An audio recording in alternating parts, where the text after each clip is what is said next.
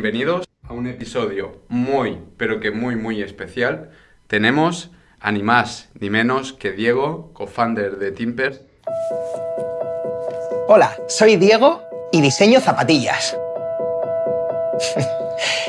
Casi que puedo oír lo que estás pensando. Que como un ciego diseña zapatillas, ¿verdad? Pues muy sencillo.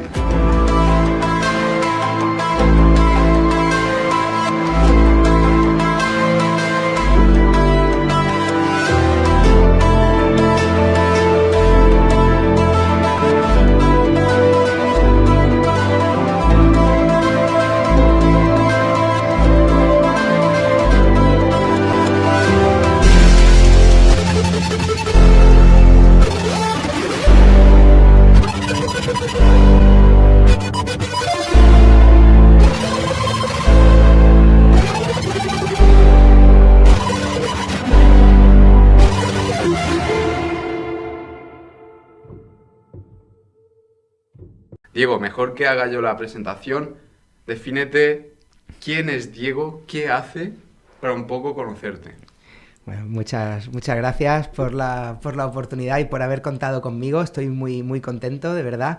Y bueno, pues yo soy Diego Soliveres, como tú dices, soy socio cofundador de Timpers y además me encargo de las ramas de comunicación y de recursos humanos.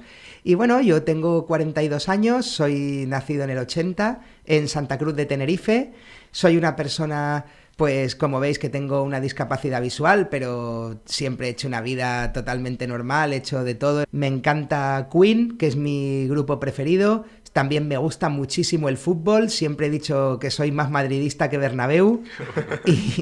Y luego pues soy muy fan, pero también desde muy pequeñito, de cosas como Star Wars, o me gusta mucho también Dragon Ball. Pero bueno, todo el mundo va enfocado en, bueno, qué es Timpers, lo que está haciendo, sus estrategias, pero nosotros queremos ir un poco más allá, conocer el inicio, pero no solamente el inicio de Timpers, sino tu inicio, esa infancia. ¿Cómo empezó todo? ¿Cómo fue el punto de eso, de tú en el colegio? ¿Cómo fue esa etapa? ¿Cómo la recuerdas? Pues mira, yo decirte que yo soy canario, soy nacido en Santa Cruz de Tenerife. Y al poco de nacer, pues mis padres ya se dieron cuenta que me ocurría algo en la vista, porque claro, no reaccionaba como reaccionan los otros niños a los estímulos lógicamente visuales. Y bueno, una vez que ellos se dieron cuenta que tenía algo en la vista y empecé a visitar oculistas, oftalmólogos desde muy pequeñito, muchos viajes a Barcelona, a la clínica Barraquer, pues bueno, una vez que me diagnosticaron, mis padres decidieron que sería muy importante que yo recibiera mi primera educación, lo que es la primera educación, la educación básica, la que un poco va a marcar un poco quién eres, en un colegio de los 5 que había en España de la ONCE, específicos de la ONCE. Entonces, casualmente, había en Alicante uno de estos coles de la ONCE y al tener familia en Alcoy, mis padres decidieron marcharnos desde Tenerife a vivir a Alicante, primero para que yo pudiera estudiar en un cole de la ONCE, como os digo, y luego pues para no estar solos ante toda la aventura, todo el cambio y toda la situación, por lo menos tener familia cerca. Entonces yo a los 6 años me fui de Tenerife a Alicante y es cierto que mi etapa en el colegio la recuerdo fenomenal. Era un colegio de la ONCE, por lo tanto convivías con personas ciegas, igual que yo. Eran clases con poquitos alumnos, por lo tanto la educación específica o individualizada pues también podían currárselo más que a lo mejor en un cole donde hay 40 alumnos por clase. Y mi etapa en el colegio fue muy buena. Ahí, aparte de que aprendí y un poco me convertí en la persona que soy ahora, allí me enseñaron el braille, tus actividades de la vida diaria, a hacerte la cama, a comer, a coger los cubiertos, a todo. Pues es verdad que yo era una persona muy aplicada. En el colegio siempre saqué muy buenas notas, ganaba muchos concursos, la ONCE se puede decir que sacaba mucho pecho conmigo y yo siempre estaré muy agradecido a la ONCE. Y hasta que no empecé el instituto, lo que es ya en un instituto de enseñanza, entre comillas siempre, ¿vale? Normal, porque yo considero que nosotros somos los primeros normales, pero es para que la gente lo entienda. No estuve yo lo que es ya dentro de o integrado con chiquillos también o niños sin ningún tipo de discapacidad. Claro, en la 11 éramos todos iguales y la etapa del colegio la recuerdo muy cómoda. Qué bueno. Espero que os esté gustando el vídeo. La verdad que las experiencias y todo lo que estamos hablando es espectacular. Oye, código DUO15, 15% de descuento en todas las zapatillas. Regalitos de Navidad por aquí. Aquí abajo. Y, muy cómoda. Eso era una duda que tenemos porque, bueno, no sé si te lo he comentado, pero nuestro podcast es como más enfocado al sector un poco educativo. Entonces, te quería preguntar sobre los colegios. ¿Los colegios normales públicos están cualificados para atraer personas con dificultades? ¿O solamente existen estos centros un poco más especiales que te tienes que mover para ir ahí? ¿Cómo ves el panorama aquí en Me España? parece una pregunta brutal, porque a mí en estos años me ha cambiado un poco la noción. Mira, ahora mismo, por ejemplo, colegios de la ONCE como tal ya no hay. Se educación integrada para que desde pequeño los niños estén ya con gente sin ningún tipo de discapacidad y que se desarrollen con plenitud como cualquier otro niño. Ahí, lógicamente, en el cole de la ONCE, hablando claro, todos teníamos lo nuestro. Está claro que, vale, son un poco canallas, pero quieras que no, entre los propios ciegos o los propios compañeros tampoco te hacías tantas putadas. Yo creo que está muy bien que la gente desde primera edad se junte con gente de todo tipo, con discapacidad, sin discapacidad, con toda de una raza, de otra, quiero decir que todo el mundo desde primeras bebamos ya todos el mismo agua. Si yo tuviera un hijo ciego, por el tema de que le enseñen lo que te digo, el braille, que le enseñan a lo mejor a cómo combinar la ropa, a hacerte tu cama, a cómo comer en la mesa, y yo veía muy válido que te inculcaran esos valores y te fortificaran esos pilares de muy pequeño, pero sí que es cierto que cuanto antes empieces a adaptarte y a integrarte, luego en la vida te va a ser más sencillo. Yo es cierto que por mi carácter, una vez que yo empecé el instituto, yo no tuve ningún problema de adaptación ni de integración, todo lo contrario. Yo siempre he sido un todoterreno y pa'lante, pero sí que entiendo que es mejor para los niños no estar metidos en esa burbuja en los primeros años y que de primeras convivan con lo que de verdad es la sociedad y con lo que de verdad va a ser la vida. Entonces yo abogo por la educación integrada desde el principio, no por la educación esta tan particularizada o tan... Creo que no es bueno. Sí, y Diego, tú que ya has pasado por ese proceso de la escuela, ¿qué consejo le podrías dar a un chico o chica que esté pasando por tu proceso?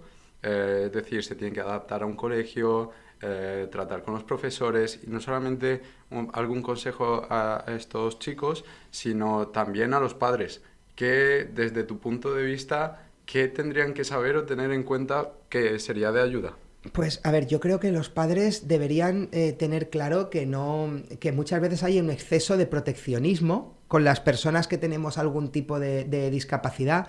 Por ejemplo, yo valoro mucho que para mis padres a mí siempre me trataron como a cualquier otro niño, por lo tanto yo creo que los padres no tienen que tener miedo pues eso, en dar esa rienda suelta y la posibilidad a los niños de que prueben, de que vivan, de que experimenten, pues como hemos hecho cualquiera de nosotros, y creo que esa es la primera cuestión y el primer consejo que yo daría, que la actitud proteccionista que tenemos muchas veces, eso realmente no es bueno, genera a lo mejor inseguridad, entonces yo veo súper importante que los padres desde primeras den esa rienda suelta al hijo, y luego a los chavales decirles que muchas veces la vida es una cuestión, como yo digo siempre, de actitud. Nosotros muchas veces recogemos lo que sembramos, hay muchas veces que los límites nos los ponemos nosotros por miedos, por inseguridades, y lo que hay que hacer es poner todo el empeño y toda la fuerza en derribar esos pequeños límites que a veces nos encontramos, más que ponernos nosotros más límites, y probablemente así es como como estos niños pasen por el colegio con total normalidad. Yo tuve mucha facilidad y mucha suerte en hacer amigos, la gente enseguida se ofrecía a sentarse conmigo, que también creo, como os digo, que es una actitud. Entonces, si yo creo que reflejo una actitud positiva, la gente también quiere apoyarte y acercarse a ti. Si tú eres retraído, si tú eres inseguro, si tú transmites eso, pues probablemente la gente tampoco sea contigo igual de receptiva. Entonces yo abogo porque la gente tenga sobre todo una actitud positiva y oye, y lo que os digo, hay que derribar los límites que nos encontramos y aquellos que no se pueden derribar, pues coño, como no somos río, que el cauce del río es lo único inexorable que sigue para adelante, pues tú cuando ves que puedes llegar hasta aquí, pues te das la vuelta. Pero sí, sobre todo la actitud es súper importante. Y luego, Diego, a nivel educativo, ¿cómo eran esos apuntes? ¿Cómo eran esos libros en braille? ¿Es fácil de conseguir para una persona? ¿O son más caros que los demás? No, todo lo contrario. La 11, los libros... si tú quieres, por ejemplo, un libro a nivel ocio, sí que tú compras el libro y ellos te lo transcriben a braille, pero vamos, lo que pagas es algo muy simbólico. Son como 3 euros por tomo. Y si el libro es para cuestiones de trabajo o para la educación y tal, no, ni siquiera los pagas. Tú compras el libro, lo llevas... y ellos ya lo imprimen en braille y te lo dan, aparte de que una vez que ya lo escaneas y lo tienen en sus ordenadores, ya sirve para gente que viene detrás de ti. Pero no, hombre, la 11, que yo siempre, como ya os he dicho antes, y eso que acabamos de empezar, yo estoy súper agradecido de la labor que hace la 11 y de la gran experiencia que tengo yo con ellos. Te lo ponen todo muy fácil y todo a tu alcance y todo muy accesible, aunque el braille cada vez se lleva menos, lógicamente es muy aparatoso. Yo que por ejemplo empecé a estudiar Derecho, el Código Civil o el Código Penal eran como 30 tomos en braille. Ahora mismo ya se aboga más por el audio, claro, o incluso por los sintetizadores de voz que tenemos en el móvil o en el ordenador. Directamente el propio ordenador te habla lo que está escrito en pantalla, entonces el braille ya se está sustituyendo cada vez por las nuevas tecnologías. El braille al final quedará en desuso. ¿Y cómo te calificaban cuando estabas en el colegio o instituto? Nada, en el colegio de la 11 era muy fácil porque los propios profesores, la mayoría lógicamente también eran ciegos, entonces simplemente tú en el colegio estudiabas, tomabas tus apuntes en braille, estudiabas, hacías tus exámenes en braille, se lo dabas a los profesores y los profesores los corregían sin más. En el instituto sí que molaba mucho porque había una persona dentro de la 11 que era el profesor de educación integrada, que era un poco el nexo entre el instituto y el alumno. Entonces, cuando los profesores, por ejemplo, daban fotocopias de apuntes, pues este profesor de integrada a mí me las transcribía en braille. O, por ejemplo, los exámenes, pues ahí ya había lógicamente un pacto de confidencialidad súper estricto entre la 11 y los institutos. Bueno, nosotros, por comentarlo también, hemos estado pues un rato por aquí andando y hablando contigo y quería preguntarte también un poco si la 11 también te ha enseñado el tema de cómo orientarte y cómo moverte, porque nosotros por aquí te hemos visto como si estuvieras en tu casa. Entonces, ¿cómo has conseguido eso?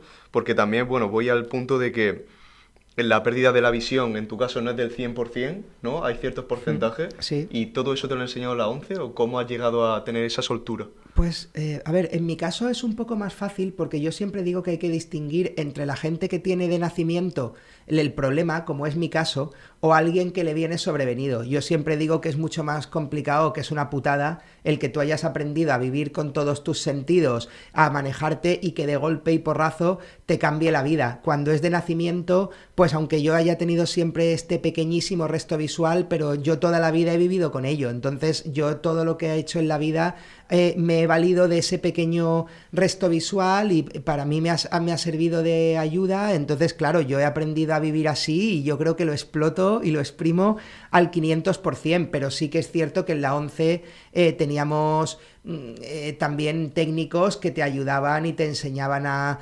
orientarte. Yo, por ejemplo, aprendí bastón, porque aunque de momento a lo mejor para moverme de día o para moverme por estos espacios no me hace falta, si voy a una ciudad que no conozco o mi problema, por ejemplo, por la noche se acentúa muchísimo más. Por la noche prácticamente el resto visual me desaparece y de noche sí que es verdad que no veo prácticamente nada. Entonces yo quise aprender a usar el bastón para cuando voy a un sitio desconocido o por si la enfermedad mía siguiera avanzando y en algún momento perdiera la vista, por lo menos ya para ir poniendo, se puede decir, remedio a cosas que puedan pasar. Entonces yo sé usar bastón, por ejemplo, aunque por aquí no lo utilice, y sí, me oriento muy bien, pero porque toda la vida me he valido de este resto visual mío. Sí, sí, y no solamente te vale, sino que llevas un ritmo. Nos estabas presentando las oficinas y vamos, teníamos que casi correr para seguirte. No, vas sí, muy rápido, ¿eh? Vamos a pasar directamente al instituto. ¿Cómo viviste un poco ese cambio al instituto? ¿Cómo fue? Pues el cambio al instituto fue muy especial, porque como os digo, yo en la 11, en el colegio de la 11 era un chaval muy aplicado, llegué al instituto, conoces, te desarrollas ya con otra gente, ya como en el colegio de la 11, como os digo, solamente había 5 en España, pues la gente de toda España estaba repartida en esos colegios, entonces había muchos compañeros de otros sitios de España que eran internos.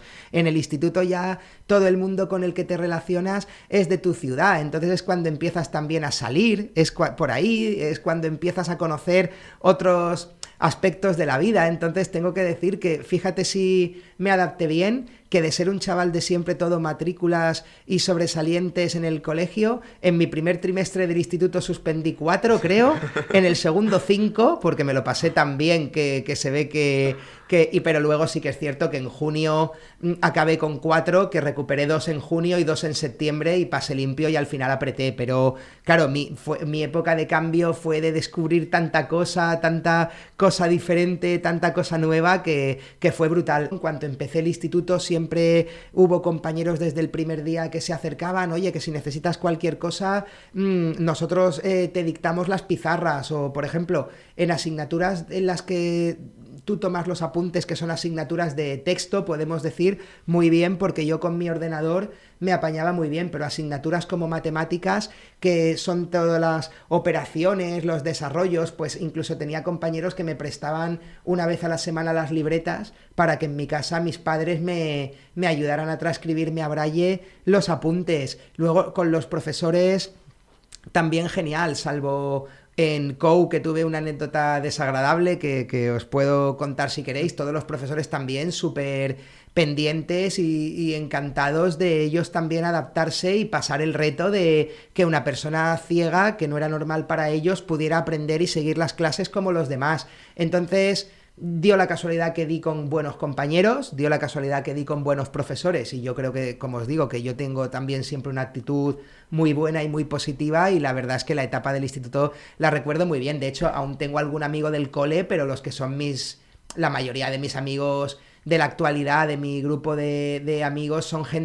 amistades de las que hice en el instituto que han durado hasta hoy. ¿Cómo es el proceso de aprender braille? Porque para nosotros, yo por ejemplo, que tenemos aquí ahora las zapatillas de Timpers, tiene algo de braille, pero para mí también es muy complicado el tema de lograr entender eso. Y yo creo que, bueno, alguna vez lo he leído, que las personas que, por ejemplo, en tu caso que tienes esa pérdida de visión, otras sensaciones como el tacto, como el oído, claro, se acentúan mucho más. ¿Cómo fue ese proceso de aprender braille? ¿Fue sencillo para ti? A ver, realmente supongo que igual que tú para aprender tú en su momento a leer, pues para ti simplemente sin más, pues aprendiste a leer y a lo mejor no lo recuerdas. Para mí, claro, es la forma en la que yo leo, entonces para mí fue tan normal como para ti. Entonces sí, yo recuerdo cuando llegué al colegio de la 11, que es cuando aprendí el braille. Es verdad que como nosotros tenemos el tacto muy, muy desarrollado, pues es que me da rabia, pero no consigo recordar alguna anécdota de contaros de cuando estuve aprendiendo, como para mí fue algo normal, como aprendes a lo mejor a coger el cuchillo y el tenedor, no lo recuerdo como algo especial o extraordinario. Pues supongo que es como cuando vosotros aprendéis a leer, pues sin más, aprendes a leer. ¿Cómo es el proceso de tomar apuntes en braille? Es decir, en papel, con formas, no sé cómo funciona. Pues mira, el braille, para que os hagáis una idea, son 6 puntos. Todos son combinaciones de 6 puntos.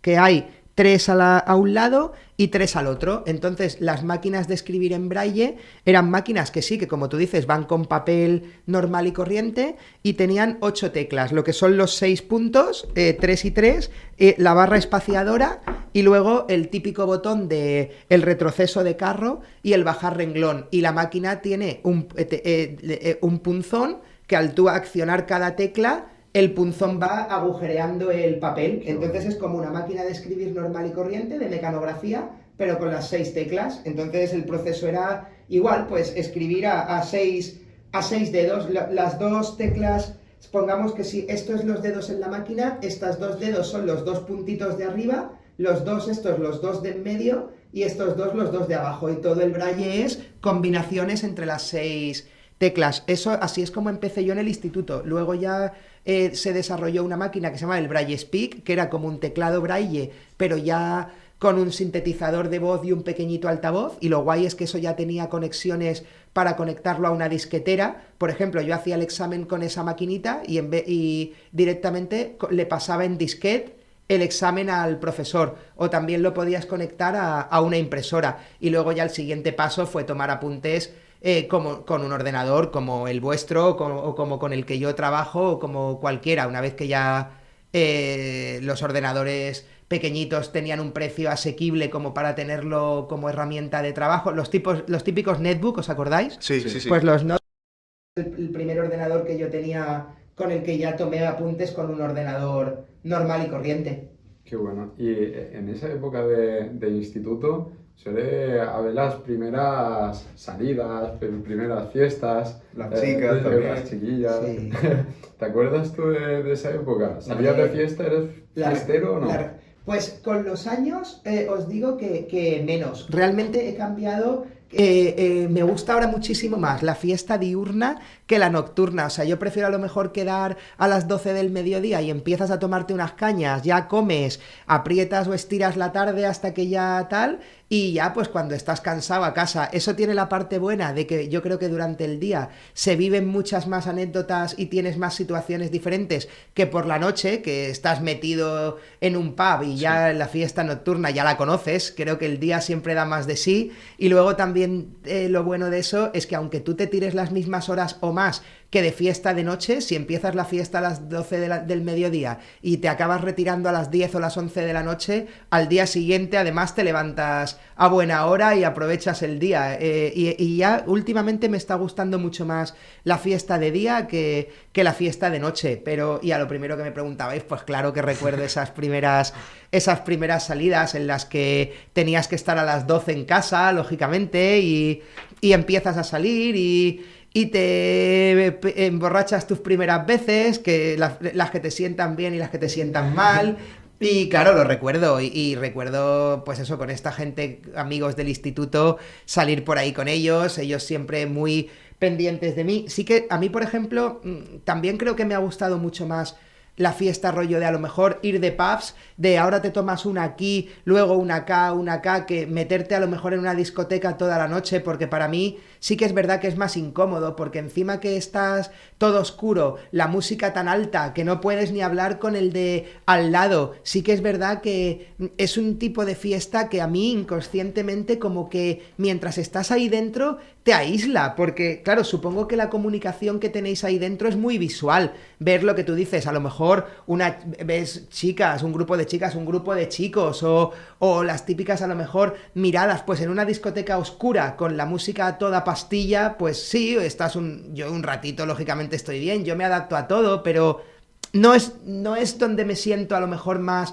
a gusto. Yo, además, siempre he sido yo muy rockero, yo me he dedicado mucho tiempo a la música, a tocar la batería, y sí que yo prefería irme a un pub, te tomas aquí una, te sales, te das una vuelta, te da el aire, te metes aquí y te tomas otra. Nunca me ha gustado lo de las fiestas metido toda la noche en un mismo sitio, no me he sentido nunca muy cómodo. Y lo que decís pues eso, de las primeras anécdotas con chicas y tal, pues sí, lógicamente el instituto es la primera época en la que uno empieza a tener esas vivencias. Tuve también mis primeros, como todo el mundo, enamoramientos, mis primeras decepciones, sí, la época del instituto esa muy guay. Y la verdad es que no noté nunca a lo mejor que fuera un impedimento el tema de la vista. Entiendo que es una cosa que puede echar para atrás, pero ahí hablamos también primero de la actitud. Yo creo que a lo mejor a primera vista, pues a lo mejor yo te puedo tirar más para atrás que otro, pero yo creo que en cuanto nos ponemos a hablar y en el trato corto y tal, yo creo que siempre he sido una persona que se desenvuelve bien, simpática, empática, y luego a fin de cuentas eso es lo que nos cala de las personas, por Sí, lo tanto. sin duda. Y bueno, tampoco nos vamos a meter mucho por ahí. No es, Sin no es, problema. no es la finalidad del canal. Y a lo mejor la esposa... Porque estás casado, ¿eh? Estás Sí. casado, Diego. Entonces, Oye, cuéntanos también un poco lo que nos has comentado del anillo, porque Pues, me ha llamado mucho la atención. A ver si os lo puedo enseñar. No sé, decirme vosotros, porque no sé realmente dónde están enfocando las cámaras. vale, Sí, está pues- donde están los focos. Vale, pues yo sí me he casado este año, llevo desde el 30 de octubre casado, o sea que no llevo todavía casado ni 2 meses, y es una de las historias más bonitas que puedo contar, porque la chica que es mi actual... que es mi mujer actualmente, trabajaba en Elche, en una academia de inglés, y bueno, me llamaron porque ellos tenían un curso de inglés online para toda España y Latinoamérica con un montón de suscriptores, y claro, hay mucha gente que tiene el estereotipo, ya lo sabéis vosotros, de que si es muy mayor ya no va a aprender inglés, que no se le van a dar bien los idiomas, yo con tal edad no puedo, seguro que no valgo, y me llamaron porque decían, coño, si vosotros en Timpers, una empresa que contratáis personas con discapacidad, estáis haciendo lo que estáis haciendo, tú eres el ejemplo claro de que todo el mundo puede hacer lo que se propone. Entonces, y me llamaron para ver si podía darles una charla online, porque estamos hablando de que esto fue en octubre del 2020, que estábamos en plena pandemia, y les di la charla online.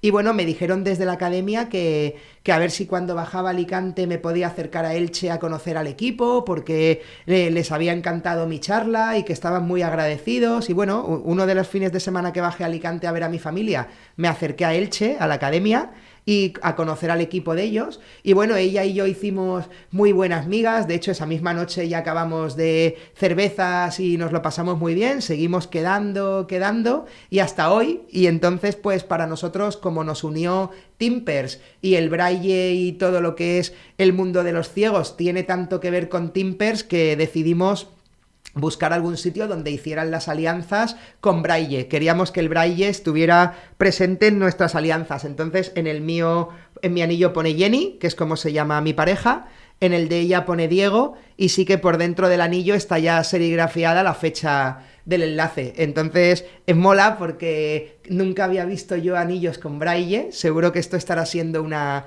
cosa muy curiosa para la gente, y fue por eso, fue porque fue tan importante Timpers un poco en nuestra unión, que quisimos que el Braille estuviera presente en la alianza. Qué bueno. Qué bonito. Es que llama muchísimo la atención. Cuando estábamos hablando contigo, nos resaltaba muchísimo el anillo. Súper, súper chulo. Mola. Entonces, Están hechos aquí en Valencia, ¿eh? Es de Qué una guay. chica que hace joyería, además con plata reciclada, que la sacan de circuiterías que se desechan, o de joyería o bisutería que se recicla, porque ella y yo somos muy partidarios y muy abogados de la sostenibilidad. Entonces sabéis que la extracción de metales y tal contamina muchísimo. Queríamos una alianza que fuera además sostenible, y lo conseguimos todo, sostenible y además con el Braille, y las Qué hace una chica aquí en Valencia. Qué bien, incluso también en Timpers tenéis también como modelos que son como reciclables, ¿no? O con material reciclable. Claro, todos los materiales, las zapatillas están hechas con materiales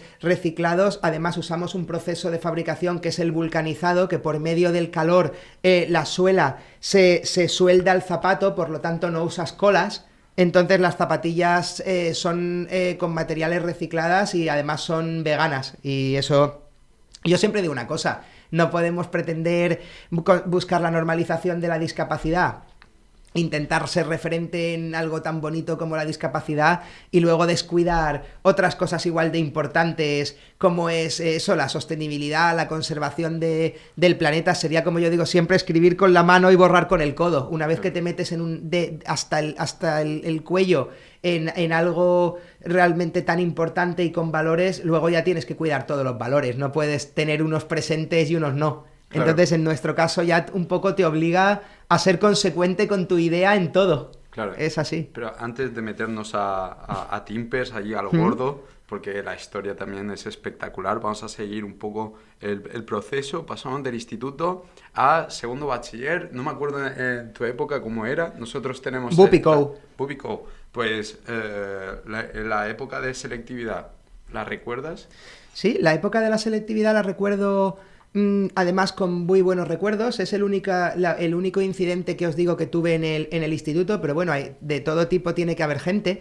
Yo se me daba muy mal y en Braille era muy difícil estudiar todo el tema de números, física, matemáticas, porque claro, el texto no deja de ser texto tanto para leer pero para escribir, pero claro, las matemáticas tienen otro proceso. Cuando tú haces las operaciones, ahora las haces con el móvil o con lo que sea, pero cuando tú dibujas, por ejemplo, divisiones o raíces cuadradas, que tenías que hacerte el cajetín, el tal, pues, o las fórmulas, pues bueno, yo siempre se me dieron peor las ciencias, en cambio a mí estudiar se me daba muy bien. Yo me metí a letras puras.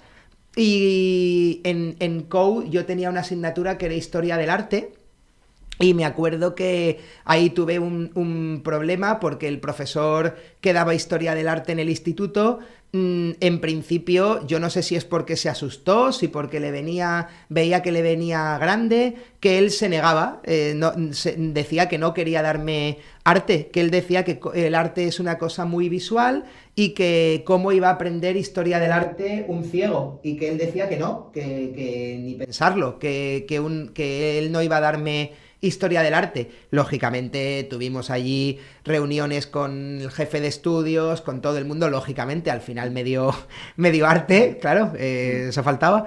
Y al final recuerdo muy bien, esto lo enlazo a lo que me comentáis, con la selectividad, porque yo tenía un tema preferido en historia del arte que me fascina, que es el tema de Egipto, de las pirámides y todo eso, es un tema que me gusta, y qué casualidad que en selectividad me cayó Egipto, y en selectividad saqué un 10, en la tarjeta ponía 10,00. Y para mí fue una satisfacción muy grande el tema de que esta persona al principio no quisiera darme la asignatura y seguramente sería la nota más alta de selectividad en arte en ese curso. Y por lo demás, pues lo recuerdo normal. Como os digo, la ONCE está muy involucrada en esto, por lo tanto ya nos facilitaron todos los exámenes de selectividad en Braille para poder acceder al examen igual que los compañeros, todo normal. Lo recuerdo como una buena experiencia, y rematada con lo que os cuento de la anécdota de la historia del arte, que para mí fue una cosa personal. Al principio jodida el que no me quisieran dar clase, y al final muy gratificante el decir, mira, tío, yo he podido como el que más o más que el que más. No le enviaste ahí un mensaje, toma cabrón. No, tengo un amigo del instituto que me cogió la tarjeta de las calificaciones de selectividad y tuve que pararle porque estaba empeñado en llevarla al instituto para pasársela por la cara al profesor, pero le dije que, oye, que a mí no me interesaba, ni que yo ganaba nada enfrentándome con nadie. Yo había cumplido con lo mío y oye, y ya está. Yo no tengo tampoco ninguna necesidad de conflictos. Claro. No. Pero vamos. Bueno, hay alguno que le raya el coche también, Ya. Pero no fue el caso. Pero bueno, hemos pasado de Diego romántico, casado, a Diego rockero en la universidad. Pasas a la universidad y ahí tienes un momento de averiguar lo que te gusta, empiezas una banda de música. ¿Y cómo fue ese proceso? También escogiste Derecho. ¿Por qué? Pues mira, yo la verdad es que yo siempre había tenido una pasión, que como os digo, yo soy muy futbolero, siempre he sido muy madridista, he sido muy de escuchar el fútbol en la radio desde los años finalísimos de los 80, principios de los 90, yo era fan de García. Oía a José María García, siempre he oído mucho periodismo deportivo y mi ilusión siempre hubiera sido hacer periodismo, porque yo soy una persona que me gusta mucho el rigor, me gusta mucho, en ese caso, el que la información que llegue sea la que es. Aparte, entonces mi ilusión hubiera sido siempre hacer periodismo deportivo, por lo que me gustaba a mí el fútbol y tal. Yo me acuerdo que cuando yo era pequeñito siempre decía que yo iba a acabar trabajando en el Marca haciendo crónicas del Madrid. Y bueno, resulta que en Alicante no había en la universidad periodismo todavía, ahora ya sí que hay. La única opción era irme a estudiar fuera, y tanto por la edad como por el tema mío en su momento de la vista, como por los recursos económicos, pues no eran las cosas favorables para irme a estudiar fuera. Y bueno, yo tenía unos amigos en el instituto, gente que hoy en día siguen siendo de mis mejores amigos, que el padre de ellos era abogado, un gran abogado en Alicante, además, un abogado con prestigio, y el hombre siempre me decía que yo para derecho era muy válido, porque decían que yo era que hablaba muy bien, que aparte siempre he sido muy abogado de pleitos pobres, nunca me han gustado las injusticias, soy el típico que si veo algo que no me gusta, salto, no me callo, y entonces él decía que él creía que yo en derecho iba a ser muy, muy buen abogado. Entonces se juntó un poco todo, entre que no había periodismo, que es lo que yo quería hacer, y que me animaron un poco a decantarme por esa opción. La cogí. Además, los hijos de este hombre también se metieron los dos en derecho, entonces el empezar ya con algún conocido la carrera y no verte tan solo y tal, bueno, en fin, todo me apuntó y me arrastró a coger derecho. Lo que pasa es que con el poco tiempo yo me di cuenta de que no era para nada el concepto de justicia el ideal que yo tenía de justicia, me desencanté mucho.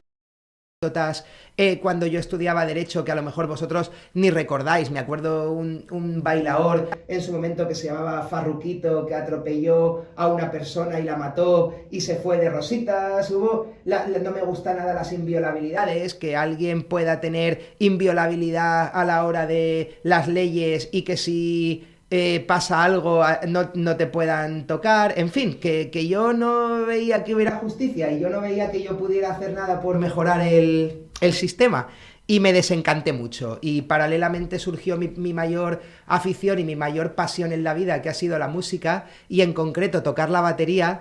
Y lo que suele pasar en estos casos, la balanza peligrosamente se fue decantando hacia la música hasta que prácticamente ya no pasaba por la universidad. Y bueno. Antes de meternos con el tema de la música, ¿cómo eran esos exámenes en Derecho? Porque justo ayer estuve hablando con el padre de un amigo que estudió Derecho, y antes la mayoría de los exámenes en Derecho eran orales, pero claro, supongo que tú tuviste que hacerlo escrito, entonces no sé si esos exámenes lo hacías con esa máquina de braille. No, hombre, los que eran orales, para mí era más cómodo porque los hacía orales igual que todo el mundo y no tenía que hacerlo con la máquina, no tenía que ir luego, como os contaba, a imprimírselo al profesor. De hecho, yo había exámenes que eran escritos que yo pactaba con el profesor incluso si a mí me los podían hacer orales. Como veis, yo creo que hablando no tengo miedo, me desenvuelvo bien. Yo creo que en un examen oral para mí era bastante perdón, que me ha dado hipo ahí, bastante bueno, porque hay otra gente que tiene auténtico pánico o miedo escénico a la hora de hablar. Y creo que en concreto el tema de los exámenes orales, el perder el miedo al hablar en público y sobre todo, aunque ahora nos meteremos, el tema de la música, el que te dé igual tocar para 20 personas que para 5.000, es lo que ha hecho que yo hoy en día sea director de comunicación en Timpers y que me dé igual que tú ahora me digas, oye Diego, en 5 minutos me puedes dar una charla de 1 hora sobre la empresa. Yo te diría, venga, va, porque oye, si es lo que hago todos los días, no me da ningún miedo ni me da ningún... Yo en 5 minutos de aquí me iría y te la haría sin ningún miedo. Y creo que precisamente estos exámenes de derecho orales que tú dices a mí me han ayudado muchísimo a poder desempeñar hoy la comunicación en el trabajo. Eso y la música, yo creo que han hecho que yo sea, en el buen sentido, un sinvergüenza. Qué bueno, qué bueno. Sinvergüenza, ¿eh? Claro. Al principio del canal, pero sí, esto hace un año, teníamos como una sección del canal que se llama Sinvergüenzas. Claro, porque pues... incentivamos a la gente de eso, de que sea sinvergüenza, de que hable con la gente, así que, ostras, volvemos, a los sinvergüenzas. Claro, pues yo creo que sería un gran sinvergüenza de vuestra sección. Qué bueno. Sí, qué bueno. ¿Y cuánto tiempo duraste en la universidad? ¿Cuándo ganó la música? ¿Qué dijiste? Buah, esto... A ver, ganó la pasión, ¿eh? Hombre, la pasión ganó a partir del año 3. Lo que pasa es que yo luego me seguía autoengañando y me seguía matriculando. Lo que pasa es que había años que me sacaba 1 o 2 asignaturas y había algún año que ni aparecía. Pero yo decía, joder, esto tendré que acabarlo, qué faena haber empezado algo y dejármelo sin terminar, aunque sea ya un poquito por orgullo. Entonces yo me seguía matriculando y a lo mejor yo empecé la universidad en el 98 y en 2012 seguía matriculado de las asignaturas que me quedaban. Lo que pasa es que, bueno, pues me matriculaba todos los años, igual que por la mañana te levantas y lo primero que haces es lavarte la cara. Pues para mí ya era una rutina matricularme, lo que pasa es que realmente, pues mira, ya te digo, me matriculaba, pues no sé por qué. ¿Y Pero cómo comenzó esa pasión por la música? pues primero, a mí la música es verdad que es algo que siempre me ha gustado. Y luego en Alicante tenía un amigo que también tocaba la batería y él decidió dedicarse a la música profesionalmente. Él se fue a la Escuela de Música de Barcelona, de Ámsterdam, ha sido batería en el musical que hubo de Gris, de la película Gris por toda España, y él ha sido batería profesional, y bueno, de ir yo a los ensayos a verle tocar y de la inquietud que me daba de, oye, y es muy difícil tocar, y él me enseñó al principio un poco a tener compenetración, que es lo más difícil, independencia entre las dos manos y los dos pies, porque al principio cuando empiezas a tocar se te va el golpe de plato con el bombo, el tal, al final el poder llevar con cada pie y con cada mano independientemente el ritmo es lo difícil. Él me enseñó a coger las baquetas. Mira, es muy curioso esto, porque la gente hay muchas veces que vosotros no os dais cuenta porque lo hacéis automáticamente, que aprendemos por imitación. Entonces, cuando yo le pregunté cómo se cogían las baquetas, él se quedó al principio bloqueado 2 o 3 segundos y me decía, claro, es que yo veo un concierto, o veo un vídeo, o veo tal, y yo veo cómo lo hace, y yo directamente lo repito. Dice, tú no tienes la opción. Entonces, sabéis que las baquetas, por ejemplo, tocar la batería es totalmente de muñeca, hasta que a mí me cogieron la mano y me pusieron la baqueta y me lo explicaron, yo tocaba de brazo. Entonces, claro, a mí pues este chico me enseñó mucho y me ayudó, y lo que era lo que a mí me gusta la música, y el gusanillo que me daba cada vez que iba a verlo ensayar a él, y después de que él terminaba de ensayar, siéntate un rato si quieres, hombre, y prueba y tal, pues al final se convirtió en mi pasión, totalmente mi pasión. ¿Y cuánto tiempo pasó de ese primer momento, esa primera toma de contacto con la batería, a empezar a hacer algún concierto o a tocar en público? Pues yo me compré mi primera batería, mi batería en 2003, te diría, y en 2002 en concreto, yo en verano pedí en la ONCE la venta de cupón. Era una modalidad que se llamaba venta de cupón para estudiante, y al ser afiliado a la ONCE tú tienes derecho a solicitar la venta, y te daban la venta de cupón en verano aprovechando las vacaciones de los vendedores fijos, y así era una forma de tener mi dinerillo y de tener mis primeras experiencias laborales. Entonces yo, ya os digo, en 2002 estuve currando en verano. Entre lo que me saqué del curro y lo que me dieron en estrenas de Navidad ese mismo año, pues en febrero del 2002, o sea, del 2003, perdón, creo que me compré la batería, empecé ya a aprender, a ensayar y tal, y no sé en qué año daría mi primer concierto, a lo 2005, a lo mejor, sí, por ahí sería. Y hasta 2016, que dejé la música por completo, pues todos esos años han sido. Y Diego, me surge una pregunta con este tema, y es, para las personas que tienen la pérdida de la visión al 100%, ¿cómo pueden leer los billetes? ¿Tienen los billetes alguna forma de saber si uno es de 5, de 10, de 50? Hay lectores que hay varios, o sea, hay muchos vendedores de la ONCE que los tienen, que además de que te detectan si es falso o verdadero, te dicen de qué es, pero de todas formas el ciego total tiene que conocer mucho el billete por el tamaño. Si no hay forma, pero lo sabes. Igual que, por ejemplo, como tú decías antes, tenemos muy agudizado el oído. Por ejemplo, si a ti se te cae una moneda, en este suelo que es de moqueta no lo sé, pero por el propio ruido de la moneda, claro, si pesa más, menos, yo te sé decir si es de euros, si es de tal, si es de cual. Pues claro, el ciego total, por el tamaño, es por lo que distingues los billetes, por el tamaño del billete.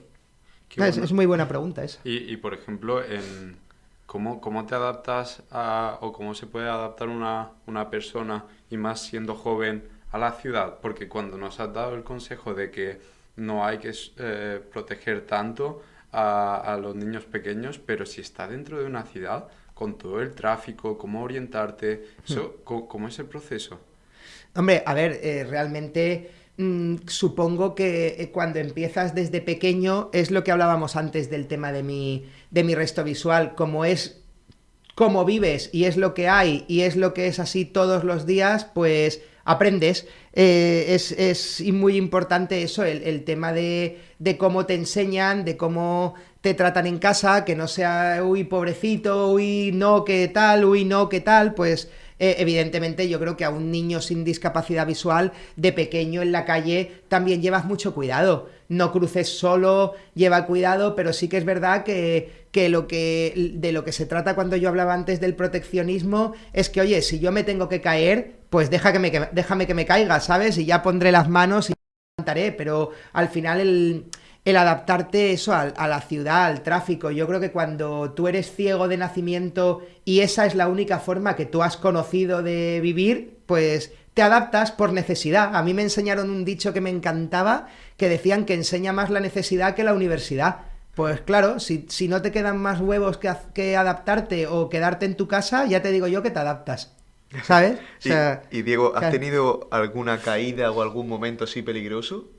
sí, hombre, ya ves, yo me he roto el brazo en bici, patinando, jugando al fútbol. Tuve una caída por un bancal ahí en el pueblo de mis abuelos, que llevé una escayola como 5 meses desde la puntita de los pies hasta más arriba de la rodilla. Ostras. Pero igual que te puede pasar a ti, ¿sabes? Claro. Bueno, sí, claro.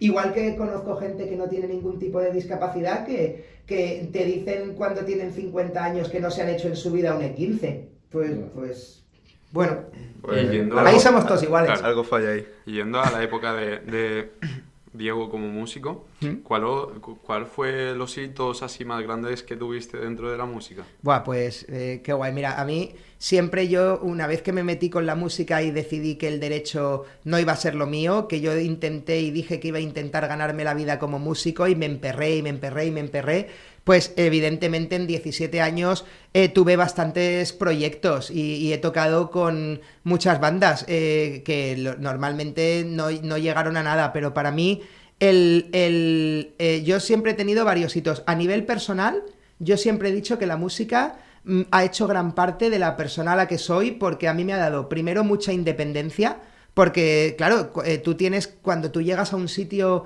para un concierto, todos los compañeros del grupo van liados hasta arriba. Tú tienes que aprender a montarte tu instrumento, a sonorizarlo, a afinarlo, a cuando acaba el concierto desmontarlo mientras los otros desmontan lo suyo, hacer la prueba de sonido. Luego, cara al concierto, el tema de perder el miedo escénico, las tablas que te da y la seguridad en ti mismo que te da. Entonces, yo creo que hitos los dividiría en musicales y personales. Los personales creo que han sido brutales, por lo que os digo, porque creo que ha incidido mucho en mi personalidad actual, y luego también gracias a la música conoces a muchísima gente y muchísimos sitios. Yo he tocado en un montón de sitios y me encanta. Y luego el hito musical más grande, que es una pena y ahí me pongo hasta nostálgico porque es como un hijo mío. Yo, como os digo, soy muy fanático de Queen. Y yo prometí en su día, cuando empecé a tocar la batería, que haría un tributo a Queen en el que la gente cerrara los ojos y oyera Queen, que a mí me da mucha rabia que todos los tributos de Queen lo que más se preocupan es por buscarse a alguien que tenga parecido físico, el típico tío con el bigotito, y que luego cuando cante les dé igual que parezca que esté despellejando a un gato. O sea, entonces yo dije que yo quería montar un tributo a Queen bueno. Hice yo la selección, monté el tributo. Era un tributo además que chocaba mucho, aparte de que porque a la gente le chocaba mucho que un ciego tocara la batería, era un tributo a Queen con voz femenina, pero porque esta chica de verdad podía cantar las canciones de Queen y además ella era pianista. Y no es como la mayoría de tributos de Queen que tienen un vocalista y un pianista. Queen, Freddie Mercury era el que tocaba el piano y yo lo quería hacer fiel. Y ella cantaba súper bien y aparte tocaba el piano también muy bien. Y este tributo a Queen os diría que es el mayor hito musical más grande que yo hice. De hecho, en 2016 lo tuvimos que deshacer y yo siempre diré que fue una pena tremenda. A ver, si no, yo no estaría aquí. O sea, una cosa al final se cierra una puerta y se te abre una ventana, pero es cierto que un año después es cuando salió la película Bohemian Rhapsody, que volvió a poner a Queen en el candelero. A partir de ahí surgieron muchísimos tributos, pero claro, nosotros ya llevábamos el camino hecho. Hubiéramos al salir la película, estoy seguro que hubiera explotado el tributo ese a muerte. Y con ese tributo a Queen hicimos conciertos por toda España, teloneamos a grupos muy gordos españoles como puede ser, por ejemplo, Danza Invisible. Fuimos uno de los grupos tributo invitados a la quinta convención anual de fans de Queen España en Madrid, que eso ya es meter la cabeza en algo que era oficial. Incluso se puede ver en internet un montón de cosas, conciertos y cosas. Nos llamábamos Born to be Queen, nacidos para ser Queen. Incluso editamos un concierto que dimos en Alicante en DVD que no tiene nada que envidiar a cualquier producto musical que compres de cualquier banda profesional. Incluso hicimos la versión del videoclip de Bohemian Rhapsody, plano a plano, a imagen y semejanza del videoclip de Queen. Yo animo a la gente que vea Born to be Queen. Para mí, vale que yo ahora estoy aquí, eso es agua pasada, pero vamos, para mí eso fue algo muy importante en mi vida y algo de lo que yo siempre querré y hablaré de esto como un hijo mío. De hecho, todavía me apena, pese a que eso haya dado paso a esto, todavía me da mucha penita el que aquello se disolviera, porque yo ahí disfrutaba un montón y creo que conseguíamos ese evocar a Queen. Creo que lo llegamos a conseguir, y ese fue mi hito musical más grande, Born to be Queen, sin ninguna duda. Y durante esos años que estuviste dedicándote a la música, sobre todo pues a este tributo de Queen, a nivel económico, ¿os ayudaba, o sea, merecía la pena? Quiero decir, ¿os podíais ganar la vida con la música?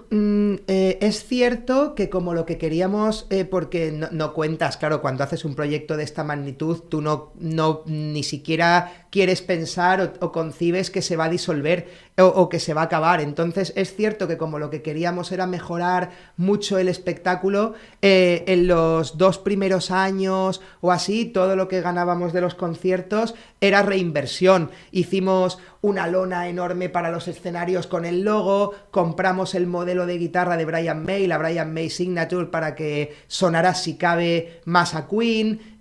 Todo el mundo tocábamos con cascos inalámbricos para poder oír la claqueta y que todo el mundo tocara siempre a metrónomo y que de verdad aquello sonara a disco. Entonces reinvertimos muchísimo, y cuando de verdad empezábamos nosotros a ya cobrar de los propios conciertos, porque tocábamos en sitios grandes, llegábamos a tocar en paradores nacionales, para los huéspedes del parador, o por ejemplo en el parador de Javea hicimos un concierto muy chulo,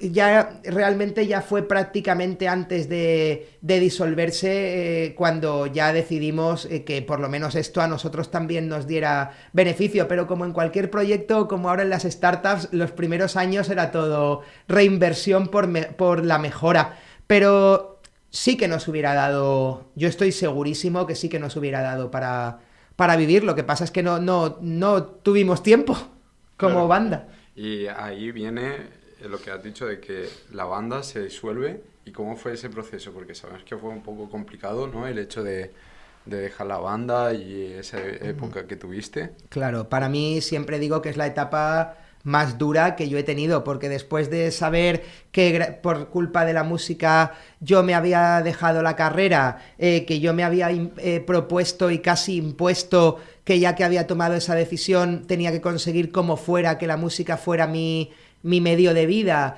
pues claro, una vez que deshicimos Born to be Queen en 2016, desde 2002 que yo os contaba que me compré mi batería, y con los años que yo ya llevaba realmente tocando, pues yo ahí ya es cuando dije que yo lo sentía, pero que yo ya estaba harto, estaba cansado de montar proyectos de cero, que cuesta mucho, y que yo ya me había cansado, y que bueno, y que oye, que como hobby de vez en cuando, como el que queda para jugar al fútbol o para irse en bici o para echarse unas cervezas, pues bueno, pues si te juntas de vez en cuando para tocar con la gente, está claro que va a ser lo que más me gusta hacer, y probablemente lo que mejor sepa hacer, porque es lo que he hecho durante más años de mi vida. Pero ahí yo ya dije que no, que yo ya me rendía. Y fue muy duro, porque claro, ya me vi con 36 años, realmente sin haber acabado la carrera, La verdad es que es duro hablar de esto. El haber acabado, no haber acabado la carrera, el no haber tirado con ninguno de estos proyectos para adelante,